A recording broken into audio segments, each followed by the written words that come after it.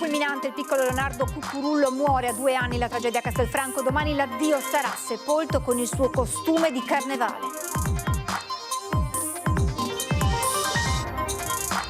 Tragedia della strada in mattinata tra Arzignano e Chiampo. Nello scontro frontale tra 2 autocarri perde la vita un autista di 54 anni, Renato Gugol, è ferito il conducente dell'altro mezzo. Continuano le indagini relative ai presunti ritardi nei soccorsi per i 3 ragazzi morti nella tragedia del Natisone. Ecco l'audio integrale dell'ultima chiamata ai vigili del fuoco prima che le acque travolgessero i giovani. La partita sul terzo mandato non è affatto chiusa e Luca Zaia lo fa intendere ai nostri microfoni. Cruciale la sentenza sul caso De Luca, poi saranno le segreterie a decidere, dice, tornando su guerra in Ucraina e autonomia. Morto a 103 anni Rino Dondi Pintone, inventore del celebre Amaro Cinar, creò la ricetta della bevanda a base di carciofo nello stabilimento di Padova, poi la diffusione in tutto il mondo.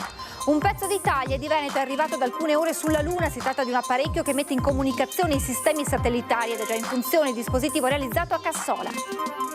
Oltre 1 milione di visitatori a Venezia per il Carnevale 2025. Le misure del fine settimana per gestire la folla hanno retto. Intanto i veneziani organizzano la loro controfesta.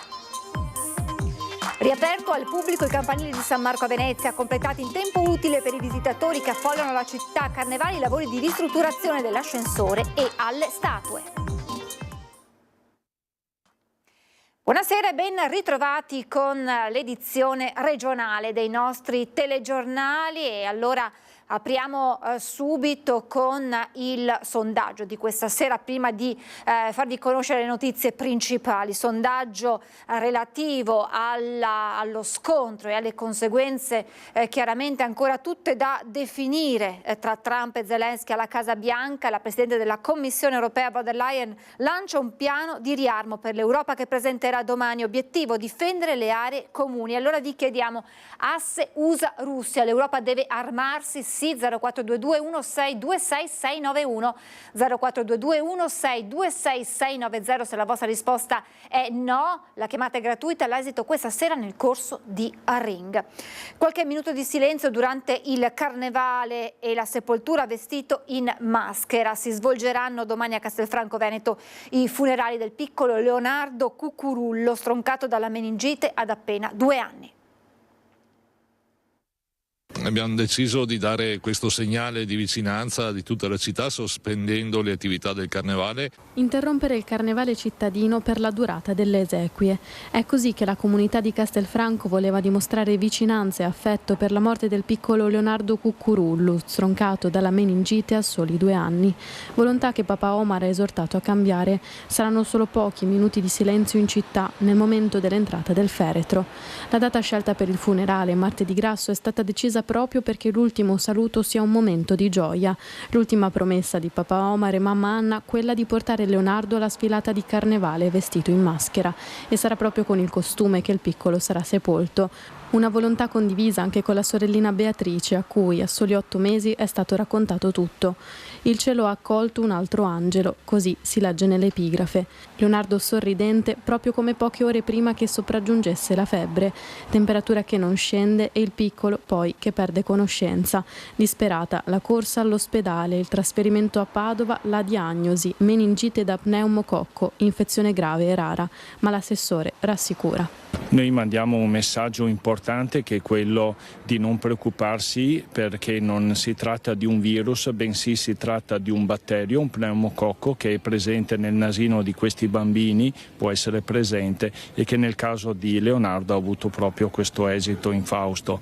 E in corso di accertamento, noi abbiamo sentito le autorità sanitarie immediatamente avuta la notizia venerdì e loro ci hanno rassicurato in tal senso, per cui nessuna profilassi è necessaria. Il piccolo Leonardo frequentava l'asilo nido comunale La Tana del Lupo.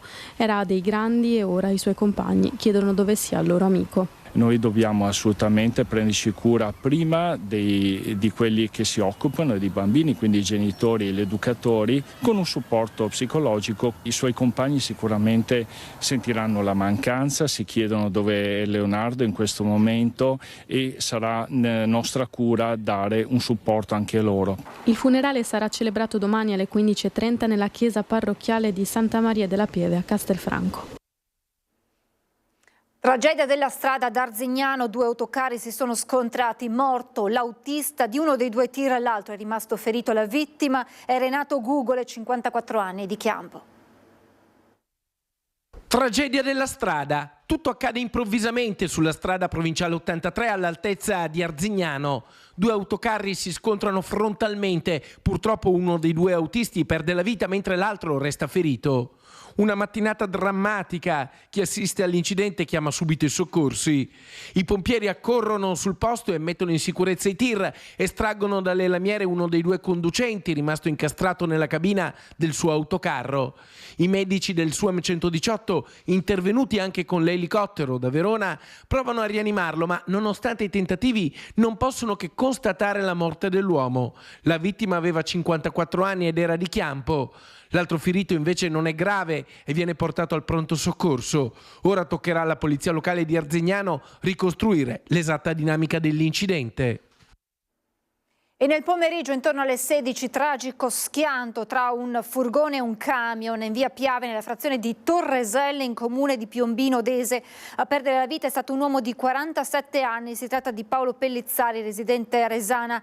Stando ad una primissima ricostruzione della polizia locale, il furgone del 47enne diretto proprio a Resana avrebbe invaso la corsia opposta dove stava sopraggiungendo il mezzo pesante condotto da un uomo di Villorba di 49 anni. Non si esclude che alla base della manovra possa esserci stato un malore. Inevitabile l'impatto e immediati soccorsi. Ogni tentativo di rianimare Pellizzari è risultato però vano. Illeso il conducente del camion. Transennata l'area della collisione, il traffico è andato in tilt con deviazioni sulle arterie secondarie. Continuano le indagini relative ai presunti ritardi nei soccorsi per i 3 ragazzi morti nella tragedia del Natisone. Patrizia Cormos, Bianca Doros e Christian Molnar. Vi proponiamo l'audio integrale dell'ultima chiamata di Patrizia prima che le acque travolgessero i giovani. La pubblicazione degli audio delle telefonate disperate ai soccorsi da parte dei 3 ragazzi che poi hanno perso la vita travolti dal Natisone il 31 maggio scorso ha toccato ancora di più le corde di tutte quelle persone che hanno seguito con passione la vicenda sperando in notizie positive che purtroppo non sono mai arrivate.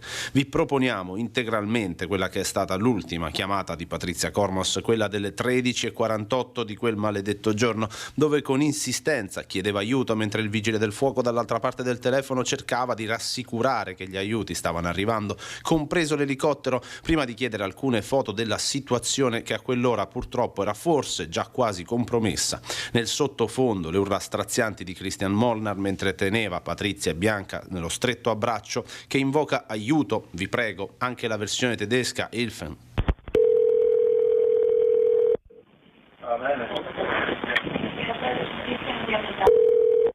Vigile fuoco? Via Ponte Romano, Premariacco, le ripasso. Ancora la signora? Sì. Prego. Sì, vigile fuoco. Per favore. Ti prego.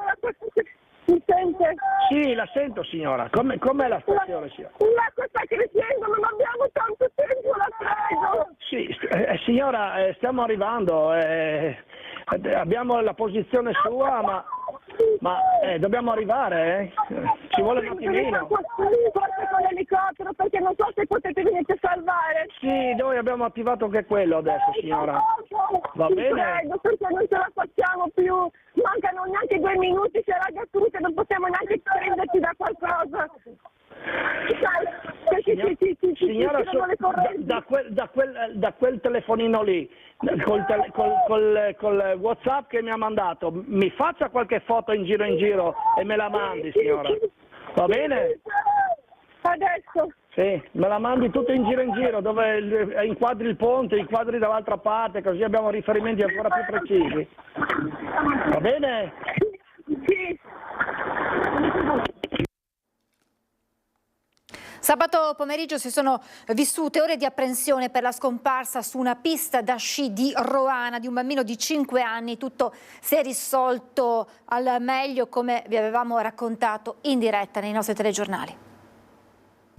Lo hanno cercato in più di 50 per un paio d'ore, trovandolo sano e salvo a 3 chilometri di distanza lo scorso sabato. Il piccolo Pietro e i suoi genitori, residenti a Castelfranco Veneto, ricorderanno con paura, ma anche con sollievo, la sciata sul Monte Verena. Lo scenario è stato comunque abbastanza complesso, perché comunque fin dall'inizio informazioni riguardanti a quello che poteva essere il tragitto che aveva preso il bambino sono state assolutamente poche, quindi siamo partiti veramente dai pochi elementi che ci hanno fornito i genitori e grazie alla competenza, alla formazione e anche direi a quello che è lo scrupolo dei volontari che erano sul posto. In scenari simili le ricerche sono di solito molto più lunghe. Con la temperatura già a 0 gradi e l'approssimarsi della notte, le preoccupazioni per il piccolo Pietro andavano via via crescendo. Il padre, che stava scendendo con lui, appena si era accorto dell'allontanamento, ha cercato di inseguirlo, ma lo ha perso di vista poco dopo. È da lì che sono partite le ricerche. Finché a un certo punto io e un altro mio collega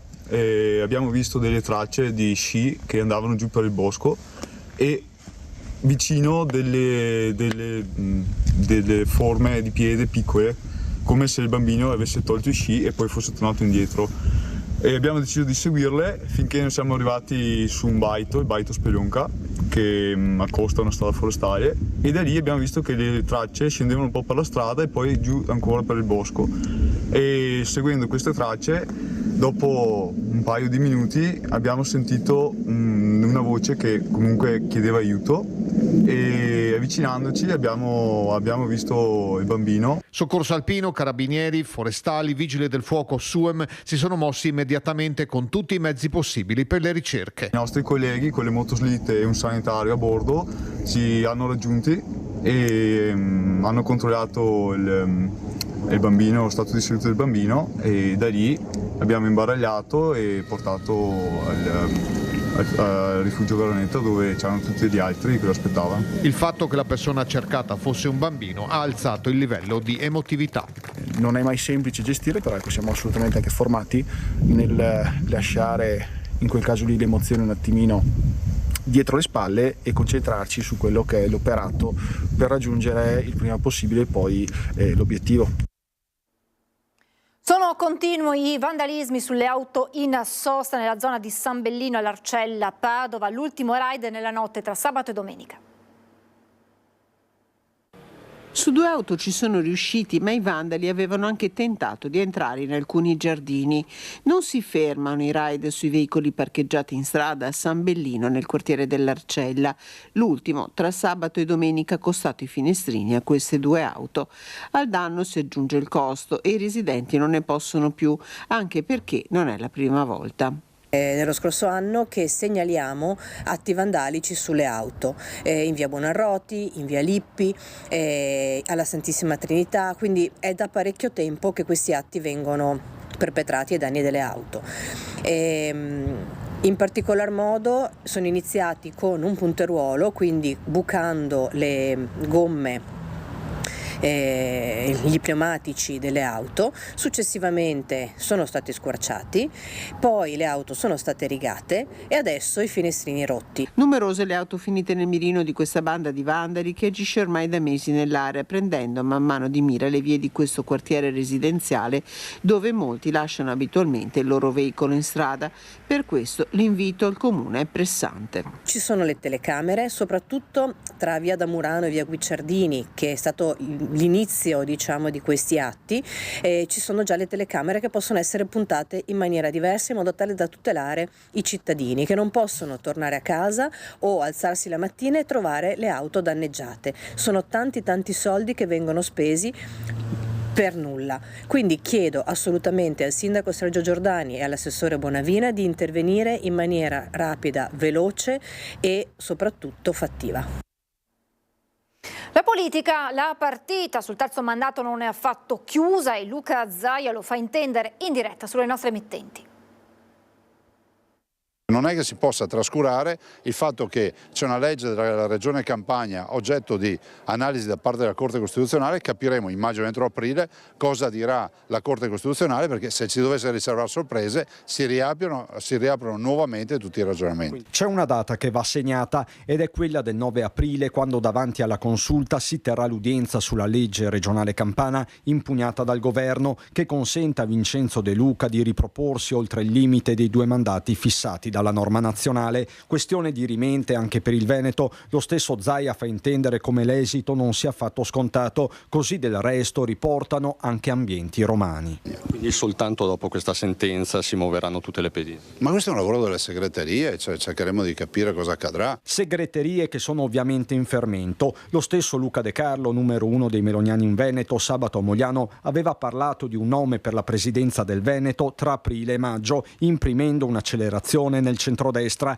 cosa che fa sul versante opposto Andrea Martella. Spero che possa venire anche prima di quella data. Stiamo lavorando con tutta una coalizione che vede il Partito Democratico, poi tutte le forze politiche di centrosinistra, anche con delle forze civiche. Dibattito locale che risente del clima geopolitico dopo lo scontro Trump-Zelensky, con Zaia che torna sulla questione in diretta con le nostre emittenti. Noi non siamo assolutamente guerrafondai, almeno io non lo sono, e penso che tutto questo lavoro si debba fare non tenendo fuori gli Stati Uniti da tutta questa vicenda, ma tenendoli a bordo, ovviamente, visto e considerato che il percorso si è iniziato con loro. Con tutta questa carne al fuoco a livello internazionale e nazionale c'è il rischio che rallenti l'iter dell'autonomia in Parlamento? E c'è il pericolo che comunque ci siano delle emergenze, delle priorità come quella della guerra, che non è un'emergenza da poco, che magari distolgano qualche attenzione dal progetto, ma il progetto sta andando avanti parallelamente con tavoli dedicati con il ministro Calderoli, e quindi si va avanti anche su quel fronte. Non è che diciamo si riesce a fare solo una roba alla volta, possiamo fare anche 2, 3, 4 contemporaneamente. 100 ambasciatori digitali per raccontare il Veneto sui social, parte la terza edizione di Veneto Creators. Connessione, ispirazione e fare squadra. Le visualizzazioni sono state 156 milioni, quest'anno ci aspettiamo di arrivare attorno a 400, vogliamo vedere se riusciamo a battere l'asticella delle 400 milioni di visualizzazioni.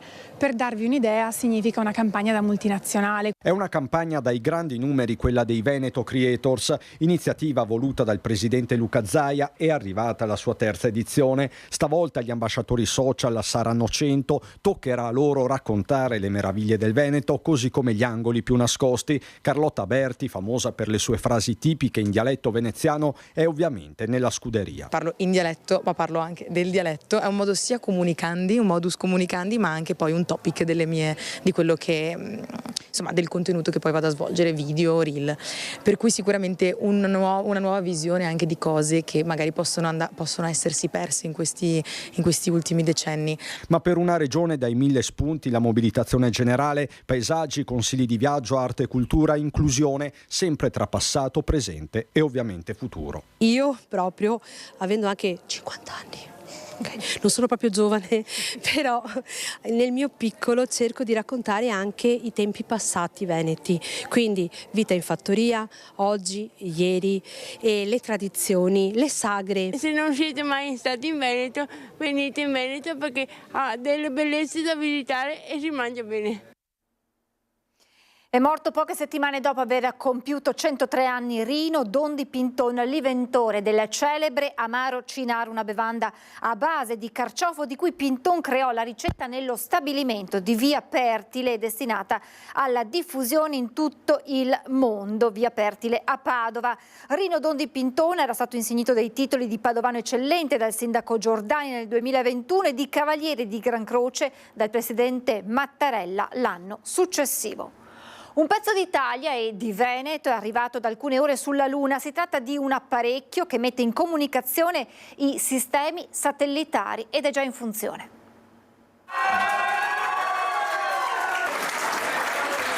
Missione compiuta per il modulo lunare Blue Ghost che alle 9:34 ora italiana di domenica 2 marzo ha toccato la superficie della Luna. A bordo c'era il trasmettitore ricevitore Lugre che è già entrato in contatto con la rete satellitare del sistema GPS e della rete europea Galileo. We made it. È un grande successo e un'enorme soddisfazione anche per Oscar e Alessandro Pozzobon, fondatori e dirigenti della Quascom di Cassola, che ha realizzato il Lugre, una pietra miliare per l'azienda, dicono, per l'Italia e per il mondo. La missione era iniziata il 16 gennaio col decollo dagli Stati Uniti. Dopo un mese di viaggio sono serviti altri 16 giorni nell'orbita della Luna prima della delicata fase di discesa, evitando ostacoli. Per 14 giorni saranno raccolti i campioni di suolo lunare, ascoltata l'attività sismica, fatti prelievi nel sottosuolo e documentato il tramonto del Sole. Il team di Quascom sarà per questo al lavoro 24 ore al giorno a raccogliere tutti i dati di una missione complessa e affascinante che apre nuovi scenari sull'esplorazione dello spazio. Il Carnevale 2025 di Venezia si appresta a superare la soglia complessiva del 1 milione di visitatori. L'organizzazione dei flussi ha permesso una circolazione ordinata e senza problemi in tutta la città, e accanto alle manifestazioni ufficiali c'è stato spazio anche per le iniziative spontanee dei residenti. 86.000 presenze venerdì, 130.000 sabato, 110.000 domenica, e anche di lunedì Venezia appare percorsa da decine di migliaia di persone. Da quando è iniziato il 14 febbraio, il Carnevale 2025 si appresta a superare la soglia del 1 milione di visitatori. Una mole enorme di persone che, a parte l'intasamento di Rialto durante il primo sabato di festeggiamenti, si è mossa ordinatamente grazie anche al vasto dispiegamento di forze dell'ordine tra sensi unici e doppi sensi di circolazione attraverso le tante iniziative organizzate in città.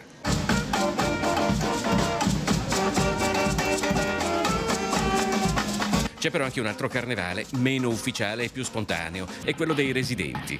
Non una folla di turisti senza maschera che fa il giro di Venezia e torna a casa, ma un corteo di veneziani che ognuno armato di strumenti musicali attraversa parte della città. Noi semplicemente abbiamo organizzato una cosa che parte dal basso e quindi non è nel programma ufficiale, una sfilata di musicisti con trombe, tamburi attraverso la strada nuova, proprio per significare il fatto che noi vorremmo che il carnevale tornasse ad essere più spontaneo, meno costruito. Adesso non mi piace molto, anche perché le persone non si mascherano, c'è una enorme quantità di persone ma non mascherate, cioè lo 0,5% delle persone che io vedo qui intorno si maschera.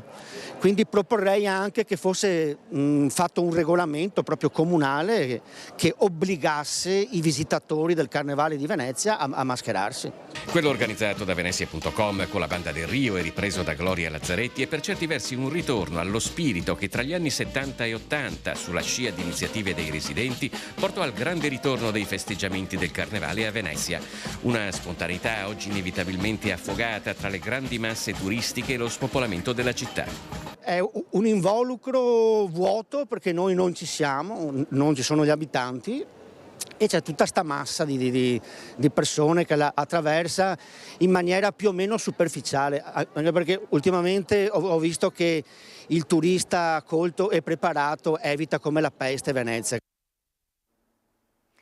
E visto l'afflusso di turisti e non solo in città, in laguna, per questi giorni di Carnevale si sono conclusi i lavori di manutenzione al Paron de Casa, il campanile di San Marco a Venezia, tornato ad essere disponibile e quindi per residenti e turisti da tutto il mondo, che permette di vedere, di ammirare Venezia dall'alto con una vista unica. I lavori di manutenzione al campanile predisposti per volontà del Consiglio della Procuratoria di San Marco su indicazione del proto della Basilica, l'architetto professore Mario Piana, avevano riguardato l'ascensore e le statue del campanile. Da qualche giorno dunque gli ingressi e le visite sono di nuovo disponibili.